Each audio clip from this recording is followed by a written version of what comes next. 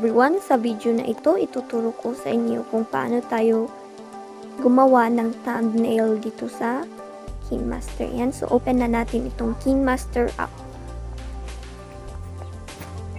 Yan. So, pipiliin ko itong landscape kasi kailangang naka-landscape kung gagawa tayo ng thumbnail. So, lagyan natin siya ng background and lalagyan natin ng picture. Example, ito. And adjust lang natin siya.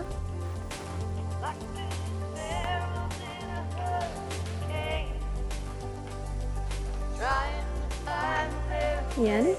And yatin ng text. How to make thumbnail in KineMaster. Yan, so adjust lang natin siya. And papalitan natin yung font. Latin. Yan. Tapos adjust and ibahin natin yung color. So, lalagay kong color is black. And lagyan natin ng outline. Lagay natin yung pink.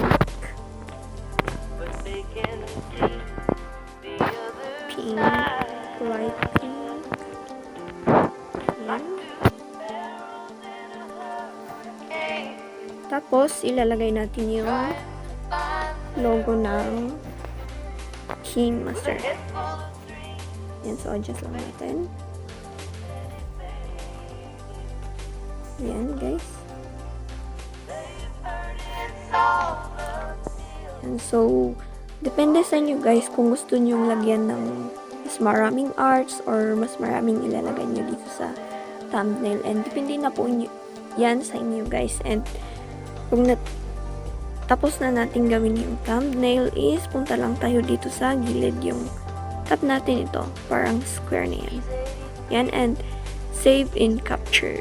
Yan, so ito yung tatap natin and yan, so automatically nakasave na po siya sa ating phone. Yan, so pwede natin siyang i-back and i-check natin sa gallery if na-save na.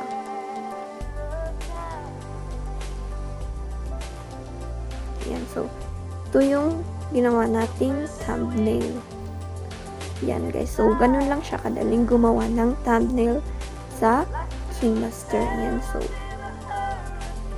sana po is may natutunan kayo dito sa aking video, and kung bago ka lang dito sa aking YouTube channel, please like, share, and subscribe. And maraming salamat sa panunood.